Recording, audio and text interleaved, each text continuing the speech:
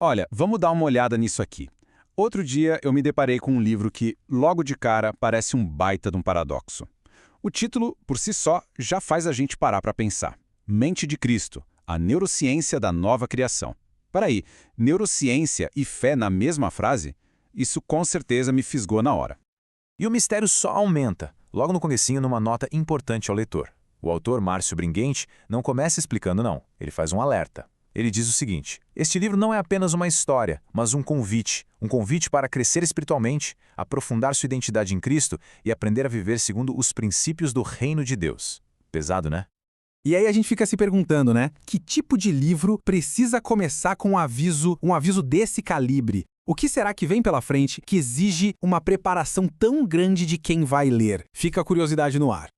Bom, vamos entrar no primeiro ponto. Um aviso misterioso. A resposta, ao que tudo indica, está na própria essência do livro.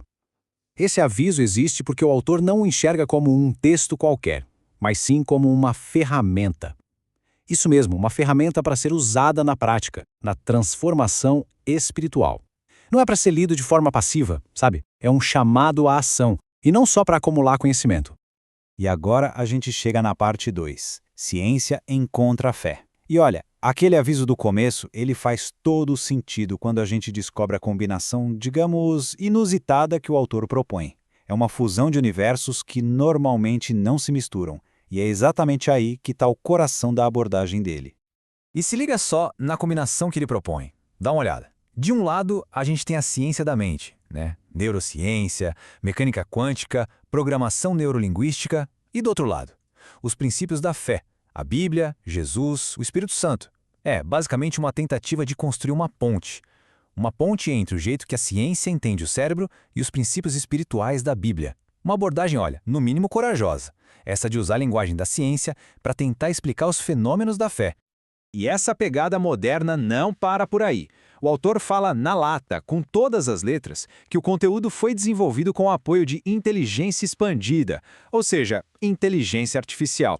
E achei isso uma transparência bem interessante, sabe? Ele deixa claro que a IA foi uma ferramenta, um apoio, mas que a essência, o coração espiritual da mensagem ainda é o que comanda tudo. Certo? Vamos para a terceira parte, o laboratório da mente. A pergunta que fica é, para quê? Para que essa mistura toda de ciência e fé com uma pitada de tecnologia? Bom, o livro usa tudo isso para lidar com um problema muito, mas muito comum na jornada espiritual de tanta gente. Aquela sensação de estar estagnado, de não conseguir sair do lugar. E essa citação aqui, lá do prólogo, captura perfeitamente esse sentimento. Escuta só, a maioria das pessoas crê em Jesus, mas continua raciocinando como o mundo. Vive uma guerra interna entre o que a mente aprendeu e o que o espírito já sabe. Uau! Essa imagem de uma guerra interna, esse conflito entre o que o espírito já sabe e o que a nossa mente, cheia de velhos hábitos, insiste em pensar, é uma batalha que muita gente conhece de perto. E é aqui que o livro apresenta a primeira grande sacada. Ele simplesmente ressignifica por completo a ideia de deserto espiritual. Aquele tempo difícil, de aparente silêncio, não é um lugar de ausência de Deus, mas sim o laboratório dele para transformar a mente. E essa ideia de que a estagnação não é uma punição, mas um campo de treinamento, poxa, isso muda tudo, não é? Aquele sentimento de estar parado deixa de ser uma falha espiritual e se torna um campo de treinamento intencional, uma oportunidade real para a renovação. E aqui a gente vê a conexão de forma brilhante. De um lado, o termo científico, neuroplasticidade, que é o quê? É a capacidade que o nosso cérebro tem de mudar, de criar novos caminhos. E do outro lado, o termo bíblico, renovação da mente. O livro basicamente diz que são duas faces da mesma moeda. A neuroplasticidade é a explicação biológica para o que a Bíblia chama de renovar a mente. É como se a ciência descrevesse o processo e a fé explicasse o poder por trás dele. Chegamos na parte 4, o reprograme seu cérebro. Porque, ok, a teoria é incrível, mas a pergunta que não quer calar é, como isso funciona na prática? O livro entrega um passo a passo para essa tal reprogramação cerebral? E a resposta é sim, e de um jeito surpreendentemente prático. O livro se transforma num verdadeiro manual. Por exemplo, tem esse exercício de substituição de pensamentos. São 4 passos bem simples. Primeiro, identificar um pensamento automático que te limita. Segundo, escrever qual é a verdade bíblica que corresponde àquilo. Terceiro, e isso é crucial, associar uma emoção forte a essa nova declaração. E quarto, repetir isso tudo por 21 dias.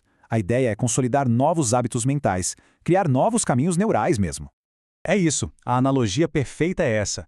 É como se fosse uma atualização de software para o cérebro. A gente está, de propósito, desinstalando os bugs, que são aqueles pensamentos automáticos negativos, e instalando um novo sistema operacional, um sistema baseado nas verdades e princípios do reino. E chegamos na quinta e última parte, tornando-se uma nova criação. Porque essa atualização de software da mente não é só um exercício de pensamento positivo, não. O objetivo final é muito, mas muito mais profundo e transformador. É sobre alinhar a experiência do dia a dia com uma verdade espiritual fundamental.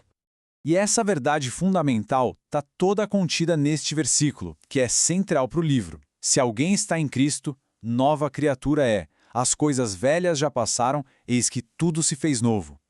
O objetivo final é a manifestação disso.